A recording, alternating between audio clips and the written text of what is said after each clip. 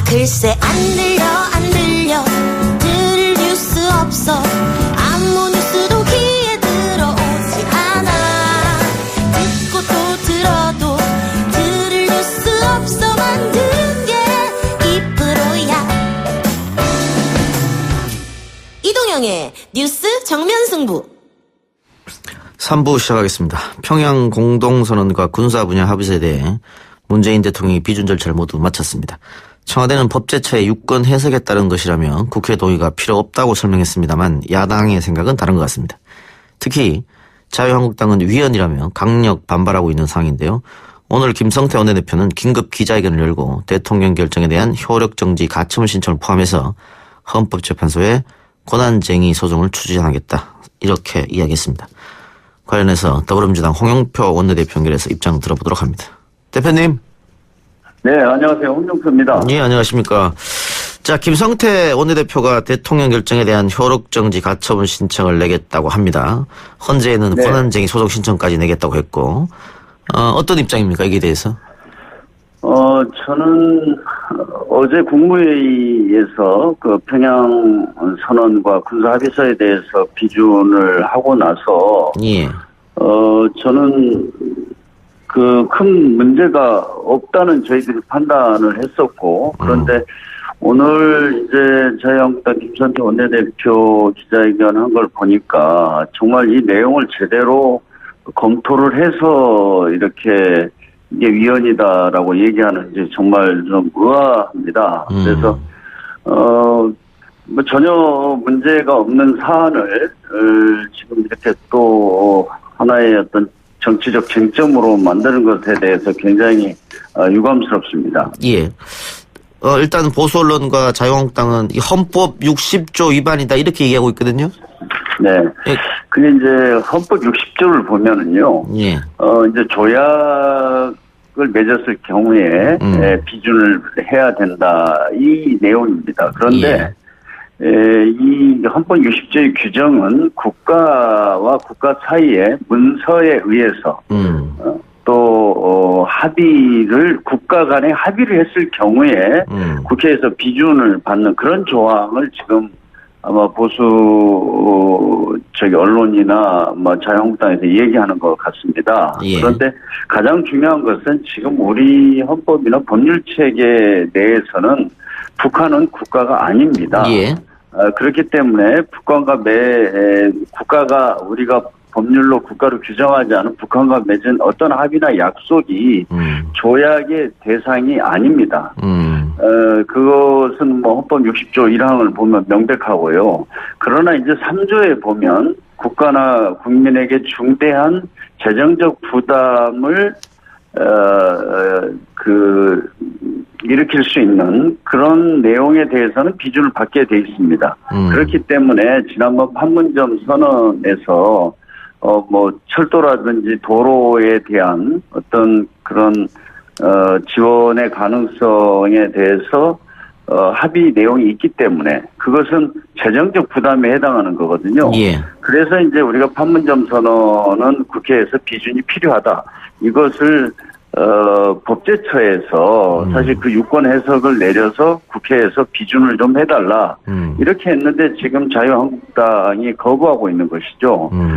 그래서 다시 정리해서 말씀드리면 평양선언, 판문점 선언, 평양선언과 군사합의서는 이게 국가 간의 문서로 맺은 그런 합의, 헌법 60조가 규정하는 것에 해당하지 않습니다. 예. 그렇기 때문에 지금 자유한국당에서 주장하는 것은 전혀 제가 볼 때는 헌법도 제대로 검토하지 않고 그렇게 주장하고 있는 것으로밖에 볼 수 없습니다.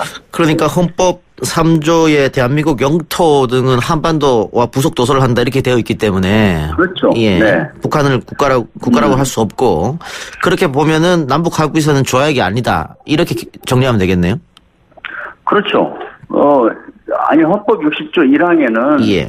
국가와 국가 간에 맺은 문서로 맺은 합의를 조약이라고 합니다. 예. 그래서 북한을 우리 헌법이나 법률로 국가로 규정하고 있지 않기 때문에 거기에 해당하지 않는 것이죠. 네. 그럼 북한은 뭐라고 정의를 하면 되겠습니까? 지금 이제 과거에 보면 1991년, 7년, 90년대에 두 번에 걸쳐서 헌법재판소와 대법원이 이제 과거에 노태우 정부 때 남북 의정서라는 게 있었습니다. 예. 이것에 대한 성격 규정을 합니다. 당시에 보면 헌법재판소에서는 남북한은 특수관계다. 왜 그러느냐? 북한은 한편으로는 조국의 평화적 통일을 위해서 대화와 협력의 동반자이기도 하지만 동시에 북한이 대남적화 노선을 고수하면서 우리의 자유민주주의 체제를 위협하는 반국가 단체라는 성격도 있다. 예. 이 양 측면이 있기 때문에 남북한을 특수관계로 규정합니다. 그래서 북한과 우리가 대화를 하거나 어떤 합의를 하게 되면 통일을 지향하는 과정에서 잠정적으로 형성된 특수관계이기 때문에 그 해석을 이제 다른 국가와는 다르게 하고 있는 것이죠. 제가 다시 말씀을 드리면 남북 관계는 이렇게 이중적 성격을 가지고 있습니다. 한편으로는 평화 공존과 협력을 자세를 북과 남이 가지면 대화와 협력의 동반자가 되기도 하지만 군사적 긴장이나 대결을 추구한다면 우리가 단호히 대처해야 할 그런 대상이죠. 예. 그렇기 때문에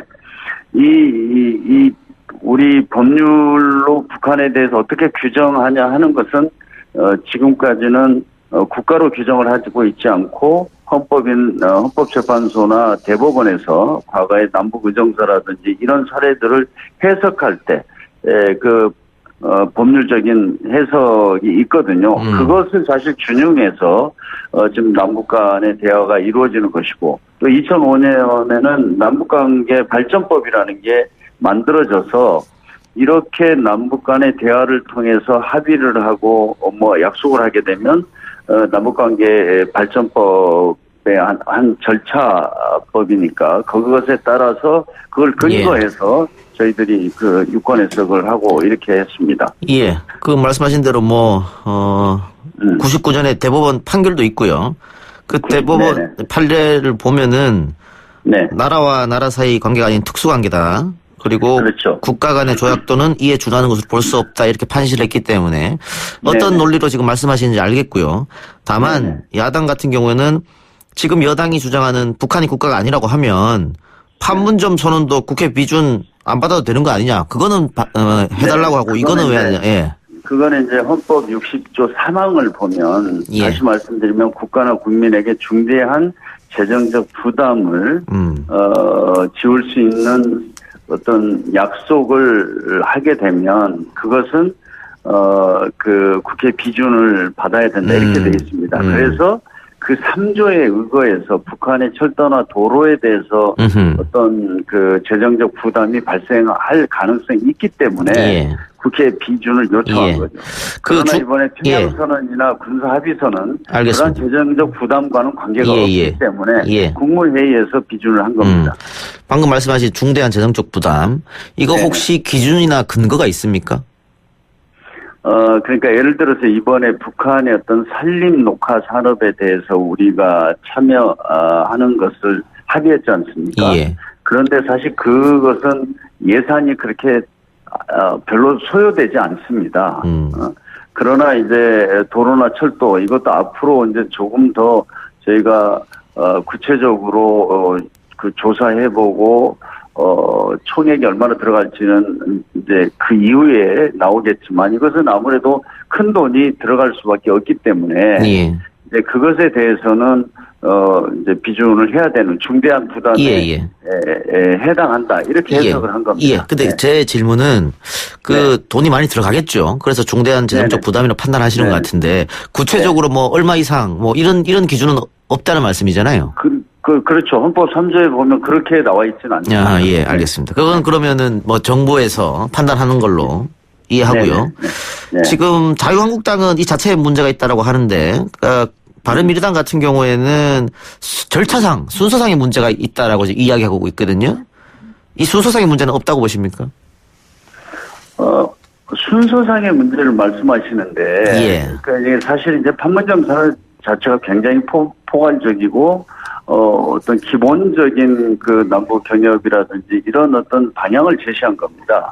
그리고 그 내부에 이제 철도와 도로를 포함해서 경제 협력 또 지원 분야에 대한 이런 내용이 들어가 있기 때문에 이거는 헌법 60조 3항의 그 재정적 부담 조항 때문에 비준을 받아야 된다. 이게 이제 법제처의 의견입니다. 그리고 그걸 넘어서서 사실은 판문점 선언 같은 경우에도 국회에서 빨리 좀 비준을 해줘서 지금 우리 한반도에 정말 몇십 년 만에 이 비핵화와 평화에 대한 구체적인 어떤 성과들이 만들어지고 있기 때문에 이걸 더 진전시키기 위해서는 초당적으로 협력해서 이걸 좀 처리를 해줬어야 하거든요.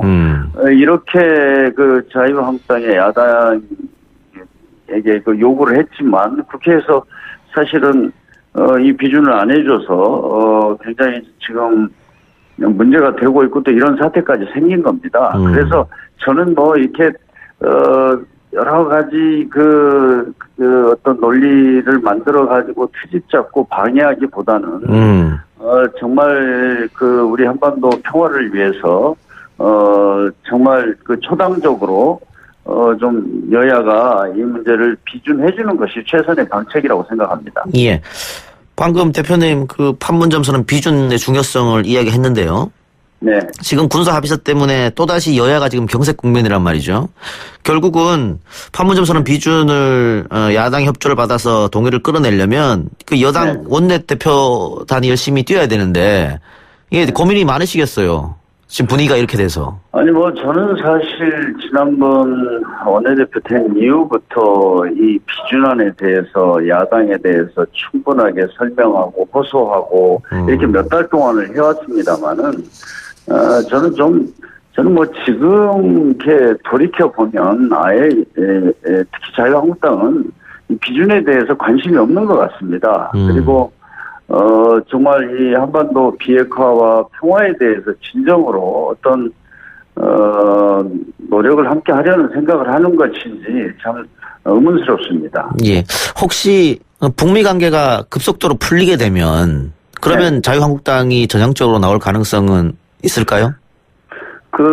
지금 자유한국당에서는 계속 그런 얘기를 했죠. 비핵화의 실질적 진전 이런 말씀을 하고 있습니다만은 저는 이제 2차 북미 정상회담이 현실화되면 거기서는 반드시 비핵화에 대한 실질적 진전이 어느 정도 전제되거나 확인되지 않고는 아마 열리기 어려울 걸로 보고 있습니다. 그렇기 때문에 2차 북미 정상회담이 열리면 저는 그때는 좀 더 가능성이 높아지지 않을까 이렇게 생각하지만 그때 가서 또 어떤 핑계를 대고 이걸 진짜 비준 동의안에 동의할지는 저도 지금 자신이 없습니다. 네. 알겠습니다.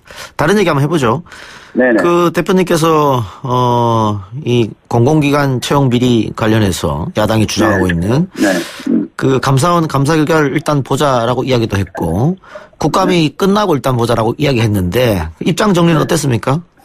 지금 이제 우선 그 뭐 고용 세습이라든지 취업 비리라든지 이거는 정말 용납할 수 없는 그 사안입니다. 그렇기 때문에 이런 문제가 발생하면 철저히 진상을 규명하고 책임을 묻고 또 제도적 개선을 해야 된다고 생각합니다. 그러나 지금 현재까지 지금 자유한국당에서 서울교통공사 문제를 제기를 했는데 그 내용을 구체적으로 들여다보면 정말 이게 국정조사의 사안인가 할 정도로 지금 저쪽에서 문제 제기한 것들이 사실이 아니라고 밝혀지거나 완전히 과장되거나 이런 것들이 너무나 많은 것 같습니다. 예. 예를 들면 지금 저쪽에서는 17,000명의 직원 중에서 지난번에 이제 전체적으로 다 조사를 했거든요. 예. 아마 30명 빼놓고 다 조사를 해서 지금 1,900명 정도 11.2%가 나왔다 이랬는데 거기서는 지금 11.2%만 조사를 해서 뭡니까 지금 한 100 몇 명이 나왔으니까 이 비율로 보면 전체적으로 보면 뭐 몇천 명이 된다 이러는데 사실 그런 게 아니고요. 그 다음에 지금 1900명이라고 한 것 중에서도 보면 사내 커플이 한 700명이 넘고요. 그 다음에 또 하나는 이제 서울 메트로하고 도시철도가 통합을 했지 않습니까? 예. 그래서 통합하는 과정에서 그 전에는 다 각기 다른 회사에 근무했는데 이제 이렇게 합하다 보니까 그 수가 늘어난 것도 있고. 그래서 지금 이제 중요한 것은요. 이렇게 문제 제기를 하는데 단 한 건이라도 어떤 비리가 있다라고 이렇게 하지는 못하고 있습니다. 그리고 또 하나는 과거에 지금 문재인 정부 이전에는 그 공공부문에서 비정규직을 채용할 때 과거에 이렇게 비정규직은 그렇게 인기 있는 자리도 아니고 그랬기 때문에 채용 절차라든가 그 기준이 그렇게 엄격하지 않았습니다. 그러다 보니까 이제 약간 그런 문제가 있었을 수가 있죠. 그런데 그것이 이제 정규직으로 전환하다 보니까 일부에서 나타나는 문제는 분명히 있을 수 있다고 봅니다. 그렇기 때문에 지금 이 문제가 어떤 권력형 비리라든지 아니면 아주 구조적으로 조직적으로 했는지 예. 이런 것들을 판단하고 난 뒤에 국정조사를 해도 늦지 않다고 봅니다. 그럼 감사를 일단 받고 그 다음에 국정조사다. 근데 지금 아닙니다. 저희는 이제 문제 제기가 되는 것들을 제가 지금 계속 모니터하고 있고요. 필요하면은 해야 된다고 생각합니다. 예. 그런데 이거를 아니면 말고식으로 문제 제기를 해놓고 지금 자유한국당이 주장했던 사실들 팩트 자체가 틀린 것들이 속속 드러나고 있지 않습니까? 예. 그렇기 때문에 저희는 국정조사에 대해서 원칙적으로 반대하지 않습니다. 알겠습니다. 그러나 지금 드러난 사실만 예. 가지고 이렇게 국민들에게 아주 잘못 이걸 전달하면서 예. 하는 것은 좀 옳지 않다고 생각합니다. 네. 정의당에서는 강원랜드 국정조사와 같이 하자라는 입장인 것 같고요. 네. 민주당의 박경미 의원 같은 경우에는 양승태 사법부의 사법농단 국조와 같이 하자 또 이런 얘기도 했어요. 혹시 패키지 국정조사는 어떻습니까? 아니 저는 이런 사안에 대해서 예. 무슨 패키지로 그걸 들어줄 테니까 뭡니까 취업비리 국정조사 들어줄 예. 테니까 이렇게는 하지 않겠습니다. 저는 필요하면 저는 취업비리 문제는 굉장히 제도적으로도 저희가 검토를 해야 될 사안이기 때문에 이걸 해야 되고요. 저는 제가 하나 말씀드리고 싶은 것은 제가 환경노동위원회에 있을 때 이미 이 취업비리를 엄격하게 이 형사처벌하는 법안이 환경노동위원회에서 통과가 됐는데 그걸 지금 법사위에서 통과시키지 않고 막아버린 게 사실 자유한국당입니다. 저는 그런 문제들부터 반성해야 된다고 생각합니다. 예. 하나만 더 여쭙고 마치겠습니다. 네. 지금 민주당이 양승태 대법원의 사법농단 사건을 전담할 특별재판부 설치를 추진하겠다 이렇게 밝혔는데, 네네. 이 문제는 여야 입장 차가 크지 않은 것 같은데 어떻게 보세요? 네, 저는 상당히 합의가 가능할 걸로 보고 있습니다.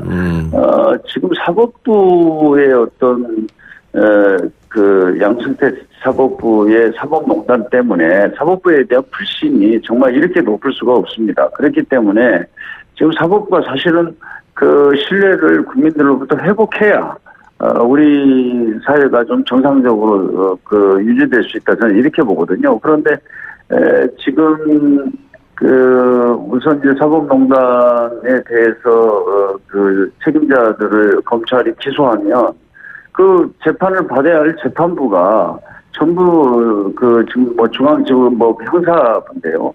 거기 보면 대개 7개 재판부 중에서 5개가 이 사건에 관련되거나 아니면 가해자나 피해자입니다. 그렇기 때문에 정말 시합을 하는데 선수인지 심판인지 모르는 이런 상황 속에서 공정한 재판을 기대할 수 없기 때문에 지금 저희들은 지금까지 기다려왔습니다. 사법부가 그래도 우리 민주주의 국가에서 사건 분립이 중요한 헌법적 기관이기 때문에 그 독립성을 존중하고 스스로 그런 것들을 해결하는 걸 기다려왔는데 오히려 지금 사법부에서 이런 검찰에서 구속영장을 청구하면 일반인들 같은 경우 90%가 영장이 발부되는데 지금 제대로 발부된 게 하나도 없습니다. 그렇기 때문에 이 사법농단의 실체적과 책임 규명을 위해서는 좀 다른 조치가 필요하다. 그래서 지금 저희가 야당들하고 논의하고 있는 것은 특별재판부 그리고 해당된 사법농단과 관련된 어떤 재판관들에 대한 탄핵 소추가 가능할 수 있도록 하자. 이것이 좀 합의가 되어 있고요. 내일 그래서 바른미래당과 민평당, 정의당 이렇게 민주당이 함께 기자회견을 11시에 가질 예정입니다. 예, 요건에 대해서는 다른 사안보다는 여야 합의가 가능할 것이다. 이렇게 말씀 이해하겠습니다. 대표님 네. 오늘 이야기 여기까지 들을게요. 네, 감사합니다. 예, 수고하셨습니다. 지금까지 더불어민주당 홍영표 원내대표였습니다. 조만간. 예, 조금 전 홍 원내대표와 마지막 인사하면서 제 마지막 멘트가 잘려나갔는데요. 조만간 자유한국당 입장도 전해드립니다라는 말을 하려고 했다가 잘려나갔습니다. 양해해 주시고 3부 마치고 4부 청래당으로 돌아오겠습니다. 뉴스 신동 이 작가와 함께하는 비포장 뉴스 해학 뉴스 정면 승부.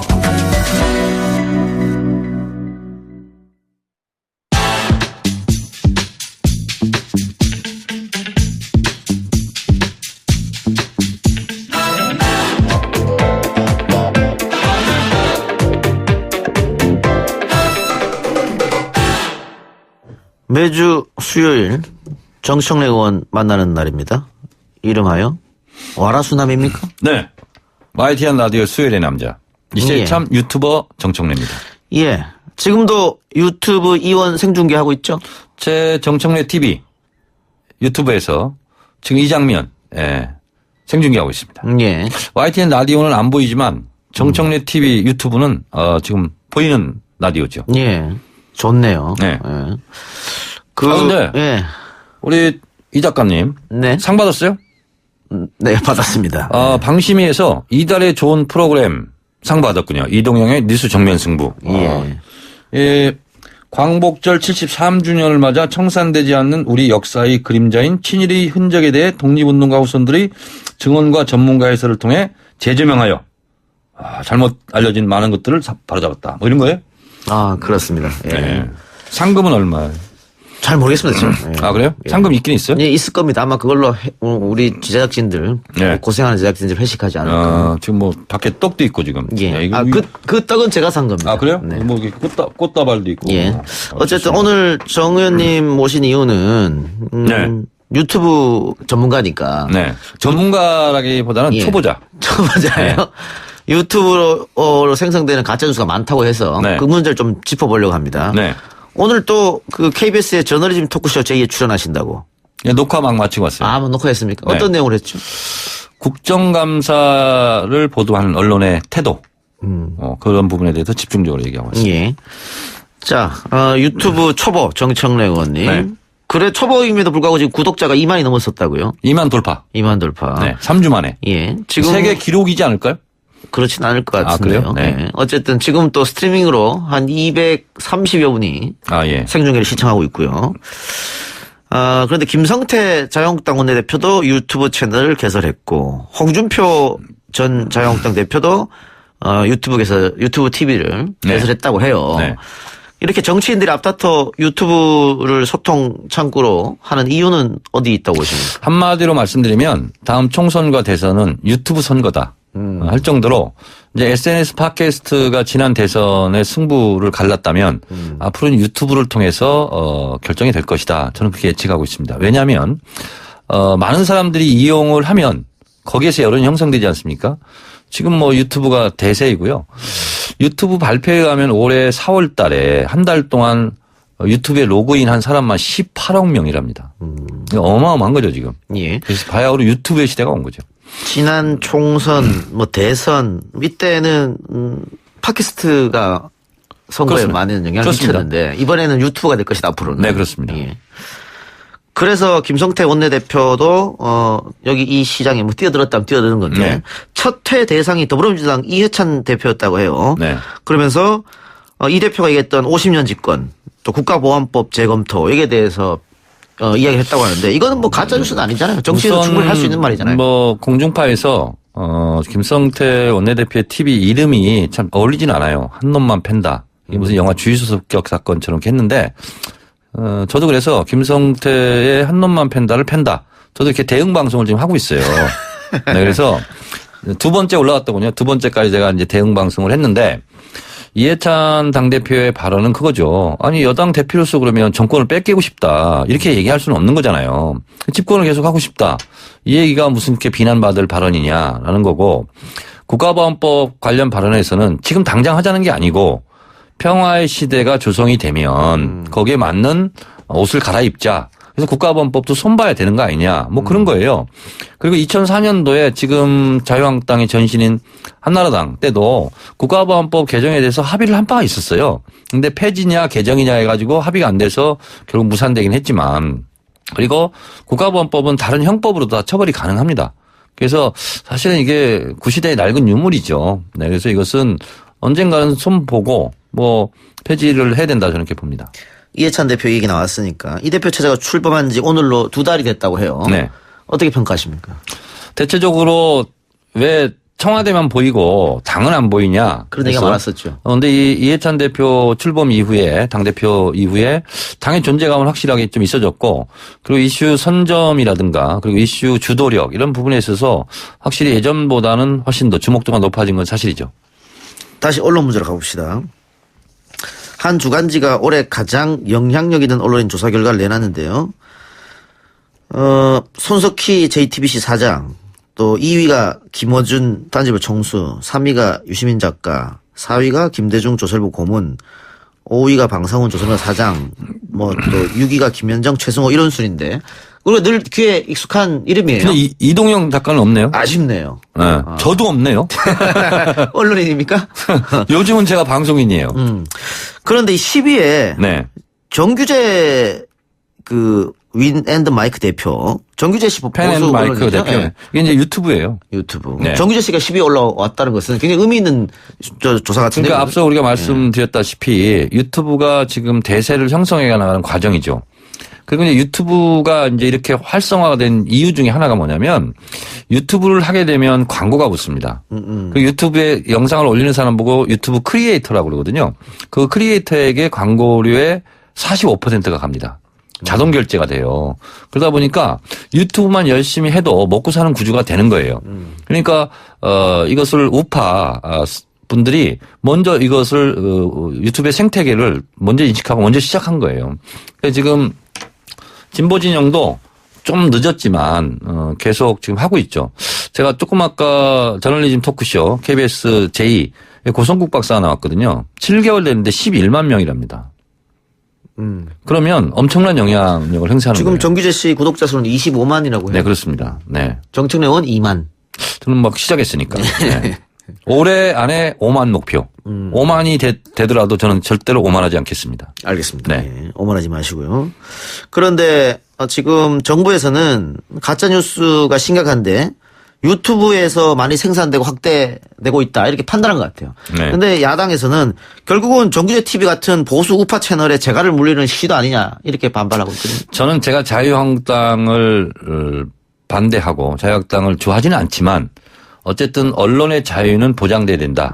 볼테르가 그런 말 했지 않습니까? 나는 당신의 의견에 동조하지 않지만 당신의 말할 권리를 위해서는 함께 싸우겠다. 그런 것처럼 언론의 자유는 민주주의의 꽃입니다. 이것을 훼손하면 안 되는데 문제는 가짜 뉴스를 생산하는 것은 유튜브뿐만 아니라 이 YTN도 KBS도 모든 언론에서 가짜 뉴스는 이거 박멸해야 되는 거죠. 예. 너무나 피해가 크기 때문에 그래서 비록 가짜 뉴스는 유튜브에만 해당되지 않는다. 예. 기성 언론도 해당이 된다. SNS도 당연하죠. 네. 지금 민주당에서 가짜 뉴스로 규정한 동영상 104건의 삭제를 요청했는데 유튜브가 이를 거부했다고 하고 또 유튜브 방송은 방심위가 나설 수 있는 구조가 또 아니지 않습니까? 네. 그렇다 보면 제재는 도대체 누가 가할 수 있느냐. 그러니까 유튜브 자체 내에서 이런 자체 검열이라든가 걸르는 필터링 작업은 해야 되는 거죠. 플랫폼에서 해줘야 된다. 네, 그렇습니다. 그래서 그것이 안 되면 결국 유튜브도 망하는 거예요, 그것은. 가짜뉴스. 근데 이제 이런 건 있더라고요. 선정적이라는 몇 가지 규제가 있어요. 규칙이. 그래서 거기에 해당되면 못 올리더라고요. 올리더라도 바로 삭제되고. 그리고 제재를 받아요. 그리고 몇 개월 동안 정지 먹고. 자체적으로 그거 있긴 있는데 또 유튜브 코리아가 있지 않습니까? 예. 또 우리나라와 또 미국은 또 다를 수 있으니까 그 유튜브 코리아에서 좀 더 두는 부릅뜨고 좀 지켜봤으면 좋겠어요. 알겠습니다. 근데 이런 거 있잖아요. 뭐, 5.18, 북한군 침투설이라든가, 문재인 대통령 침해설. 뭐 태극기가 없었다. 공군 1호기 평양 갈 때.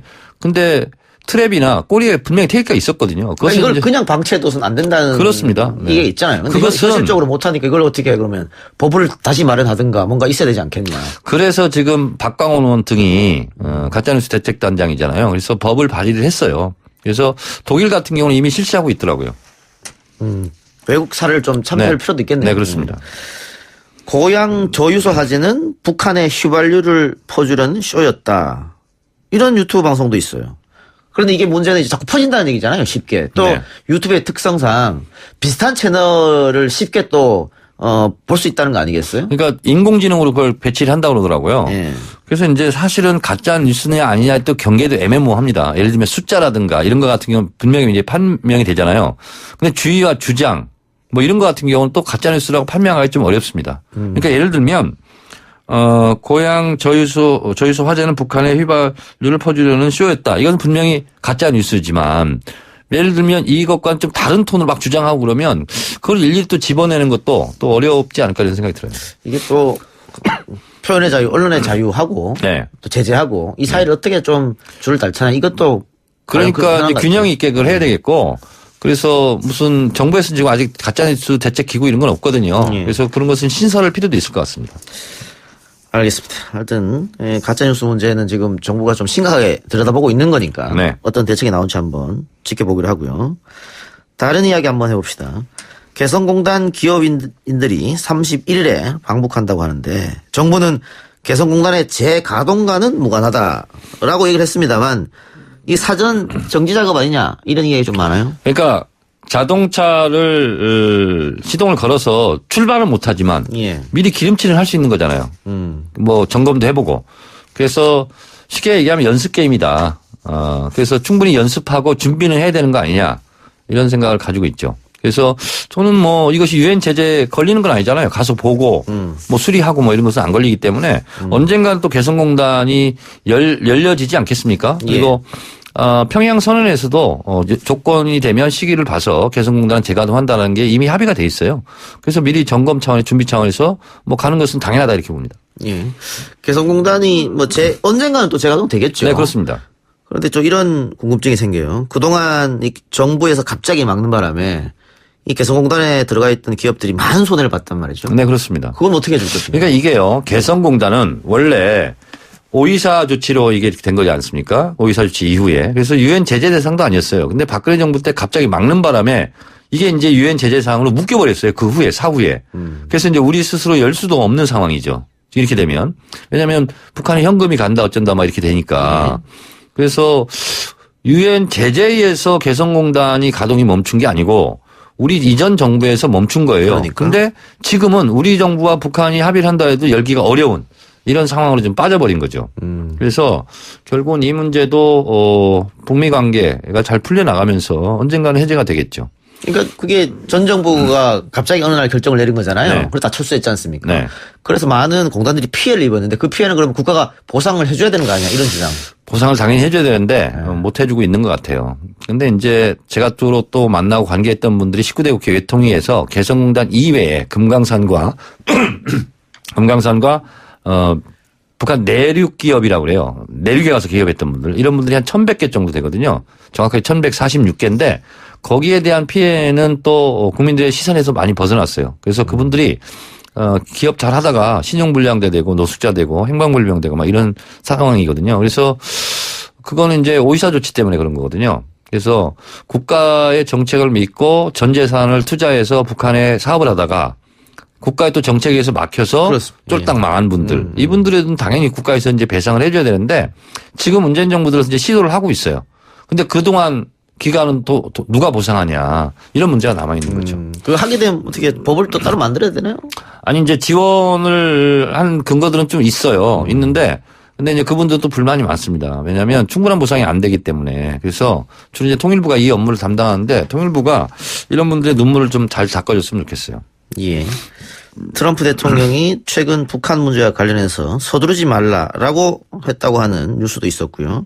미국이 이미 비핵화 협상 속도 조절에 들어갔다는 얘기도 나오고 있는데, 북미 정상회담 언젠가는 이루어질 것 같습니다. 네. 정확한 날짜는 우리가 알 수 없습니다만, 이 북미 대화가 조금 더딘 게 아니냐, 진짜 이런 평가가 나오는데 어떻게 이게 보세요? 지금 이제 트럼프 대통령의 이제 기싸움, 삿바 싸움인 것 같아요. 그래서 지금 이제 미세 조정 기간인 것 같아요. 그래서 북한의 입장으로서는 4가지를 했지 않습니까? 풍계리 핵실험장 파기 등. 근데 북한의 입장으로서는 미국은 1개도 아니고 0.5개밖에 안 했다. 한미 군사훈련 연기, 취소도 아니고. 그러면 그걸로 종전선언과 맞바꾸자 이런 생각인 것 같고, 그리고 앞으로 영변 핵시설 뭐 이런 것들을 통해서 제재 완화 이것을 맞바꾸자 이런 것 같은데, 트럼프로서는 이제 하늘에도 정상회담을 하면 합의를 해야 되지 않습니까? 그래서 사전에 지금 더 많은 것을 얻기 위해서 지금 서로 눈치 작전이 치열한 것 같다 이런 생각이 듭니다. 다른 얘기 한번 해봅시다. 우리가 앞서서 홍영표 원내대표하고도 이야기했는데, 네. 지금 청와대에서 법제처의 유권 해석해서 네. 군사 분야 합의서 비준 절차 마쳤잖아요. 네네. 야당이 특히 자유한국당이 강력 반발하고 있단 말이죠. 헌법 위반이다. 그거는 강력 반발할 이유가 없는 것이요. 남북 간의 관계는 국가 간의 거래가 아니거든요. 그래서 우리나라 헌법 제3조에 한반도는 한반도와 그 부속도서를 영토 규정을 하지 않습니까? 그래서 북한은 국가가 아닌 걸 이미 규정했어요. 그래서 조약, 비준, 이거는요. 국가 간의 조약입니다. 그래서 북한을 국가로 보자는 거예요. 그 자체가 위헌적 발상이에요. 그리고 91년 남북 기본 합의서, 이렇게 합의서라고 하잖아요. 조약이라고 하지 않고 하는 이유는 뭐냐면 남북관계 발전법 3조 4조에 보면 남과 북은 국가가 아니다. 그리고 특수관계다. 이렇게 했고요. 헌법재판소나 대법원에서도 국가 간의 관계가 아니다라고 이미 판례가 나와 있어요. 그래서 자유한국당의 저런 주장 자체가 위헌적 발상이다. 저는 이렇게 보고 있어요. 근데 북한을 국가가 아니라고 이렇게 규정해버리면 네. 국가도 아닌데 대화하고 뭐 이렇게 사업도 같이 하려고 이건 또 논리적으로 말이 되느냐 이런 주장이 그러니까 있잖아요. 남북관계 발전법에 예. 그러하기 때문에 통일 과정에서의 특수한 관계다. 이렇게 규정을 했어요. 특수관계. 그래서 우리가 북한에 갈 때도 입국 출국이라고 하지 않아요. 입경 출경이라고 하거든요. 그리고 남북 기본 합의서라고 얘기하잖아요. 조약이라고 하지 않고. 그래서 이미 대법원에서 97년도 헌법재판소하고 이미 판정을 다 해놨어요. 판례를. 지금 아까 제가 법제처에 청와대가 물어보고 이렇게 했다고 했는데 네. 결국은 법제처는 여당 혹은 정부 편 아니냐, 유권 해석도 그런 식으로 내리는 거 아니냐, 이렇게 얘기를 또 한 사람도 있단 말이죠. 그러니까 법제처도 대법원과 헌법재판소 판례를 무시할 수는 없지 않습니까? 아마 법제처도 이 판례를 인용했을 것 같아요. 제가 읽어드릴게요. 예. 99년 7월 23일 대법원은 91년 체결된 남북 합의서는 나라와 나라 사이의 관계가 아닌 특수관계 사이에 채택된 합의문으로서 남북한 당국이 각기 정치적인 책임을 지고 상호간에 그 성의 있는 이행을 약속한 것이다. 이렇게 규정을 했고요. 그래서 남북 간에 합의하는 거 있잖아요. 모든 합의, 다시 말해서 남북회담 대표와 남북특별사절, 남북합의서 등의 용어를 규정한 남북관계 특별법 제4조에 이렇게 돼 있어요. 남북합의서라 하면 정부와 북한 당국 간의 문서의 형식으로 체결된 모든 합의를 말한다. 이게 돼 있거든요. 그래서 평양 선언이 그런 남북의 합의서예요. 그렇기 때문에 헌법 위헌이라고 하는 것 자체가 위헌이라니까요. 그런데 청와대가 이렇게 어쨌든 야당이 분명히 반발할 걸 예상했을 텐데 네. 이렇게 서두른 이유는 있을까요? 어떻게 보세요? 예를 들면 4.27 판문점 합의문 있잖아요. 예. 이거는 예산이 들어가잖아요. 그래서 국회 허락 없이 정부 예산을 쓸 수가 없잖아요. 그래서 그것은 국회 허락을 받는 것이 맞는데 이건 돈 들어가는 문제가 아니거든요. 지금 평양선언 같은 경우는 남과 북 철도 착공식한다. 뭐 이런 거예요. 그리고 뭐 10월에 뭐 평양의 예술단이 와서 공연한다. 뭐 이런 거거든요. 다. 그래서 지금 자유한국당이 얘기하는 것은 헌법을 잘못 해석한 거죠. 문제가 전혀 없다. 네. 알겠습니다. 또 지금 가장 큰 현안이 교통공사 채용 문제 같아요. 네. 뭐 대본에 없는 거 지금 계속 물어보고 있어요. 예. 네. 하면 안 됩니까? 해도 됩니다. 네. 일각에서는 야당이 그 여당의 차기 주자라고 할 수 있는 네. 박원순 시장을 의도적으로 공격하는 것이다. 정치적으로 그런 이야기도 있는데 동의하십니까? 저는 그렇게 보지는 않고요. 네. 어쨌든 서울시장이 누구든지 간에 뭐 채용 비리가 있었다면 엄밀하게 뭐 조사하고 책임질 사람이 있으면 책임을 져야 되죠. 근데 너무 확대 과장 부풀려져서 국정조사까지 가자 이렇게 나왔는데 저는 채용 비리가 있다면 서울교통공사만 있겠냐. 다 있겠죠. 그래서 저는 전방위적으로 하려면 다 했으면 좋겠어요. 그리고 제가 좀 알아보니까 서울교통공사 직원이 17,000여 명이 되더라고요. 그래서 99.8%를 전수조사했어요. 전수조사했더니 11.2%가 친인척 관계였어요. 108명이라는 게 그 숫자죠? 1,900명 중에서 이제 108명이 있는 얘기잖아요. 이제 친인척이 다 비리가 있는 건 아니잖아요. 그래서 친인척이 근무하고 있는 게 1,900명이었다는 거죠. 11.2% 중에서 혐의가 있는 것이 이제 108명이다 이렇게 나왔는데 진성준 서울시 정무부시장의 말에 따르면 대한민국 공무원 22%가 또 부부관계래요. 예.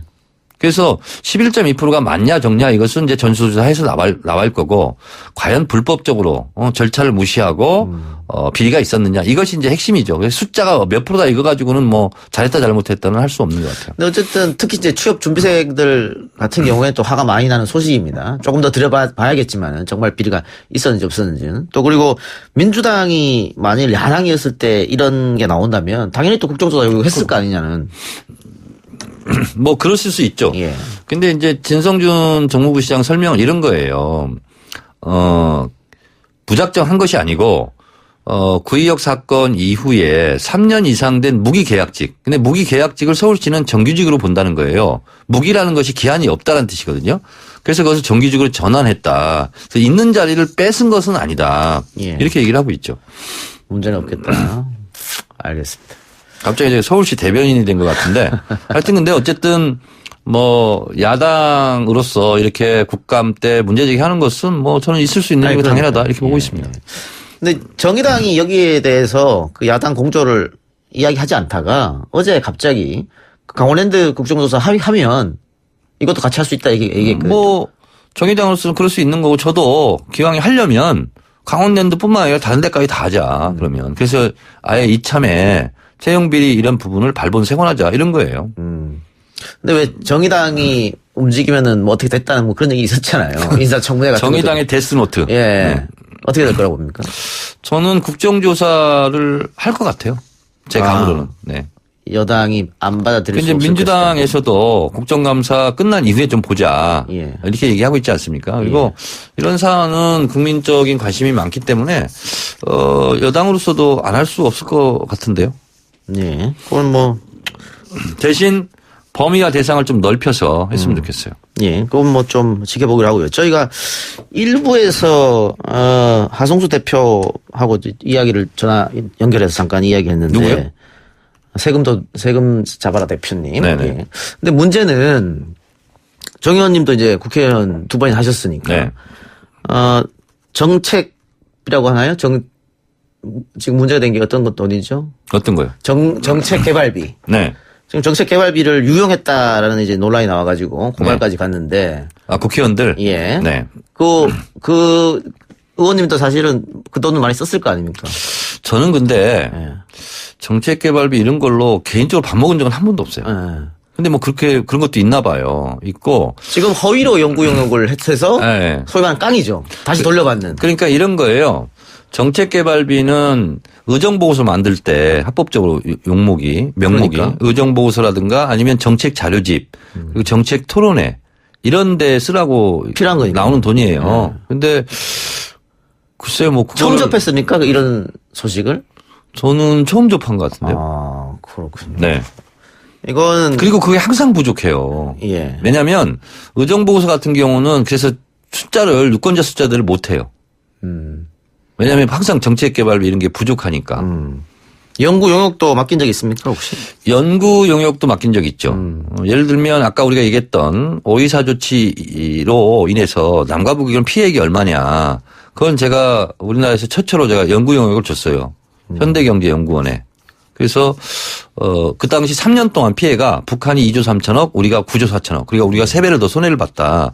예를 들면 그런 경우는 정책개발비로 쓰기에 아주 좋은 거잖아요. 예. 근데 다른 분들은 모르겠어요. 이게 의원님처럼 뭐 전문성 있는 기관에다가 네. 연구에 의뢰하는 건 너무 당연한 건데 네. 지금 논란이 되는 거 보니까 전문성이 전혀 없는 곳에다가 개연성도 없는 곳에다가 연구 용역 의뢰하고 네. 혹은 보좌관의 뭐 동생, 보좌관의 형, 뭐 아버지 이런 사람한테 연구 용역 의뢰하고 네네. 돈을 다시 백으로 돌려받고 이거는 범죄라고 볼 수밖에 없잖아요. 그럼 범죄죠. 횡령이죠, 그건. 국민의 세금을 오용되는 네, 건데. 3쿠션 횡령이네요. 그래서 저는 이런 일이 벌어져서 이게 여의도 바닥에서는 만연된 일이 아닌가 했는데 들어본 적은 그건 아니에요. 국회의원들 정책개발비라고 나오는데 항상 부족해요. 예. 예, 지금 마칠 시간이 다 됐는데 지금 저희 댓글창에 너무 많은 질문이 똑같은 질문 올라와서 제가 묻지 않을 수 없는데 네. 불편하시면 답변 안 하셔도 됩니다. 네. MBN 판도라 TV 나가셔서 네네.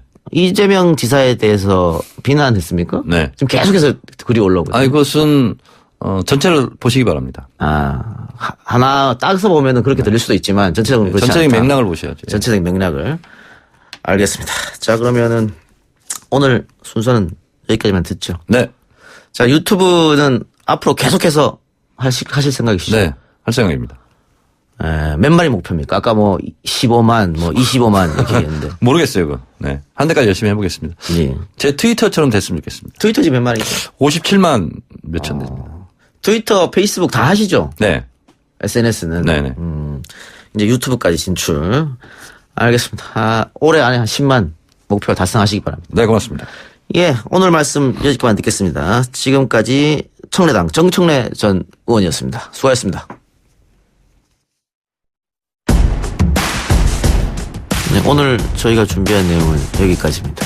함께해 주신 여러분 대단히 감사하고요. 오늘 방송 마치고 저는 내일 이 시간 다시 돌아오도록 하겠습니다. 편안한 밤 보내십시오.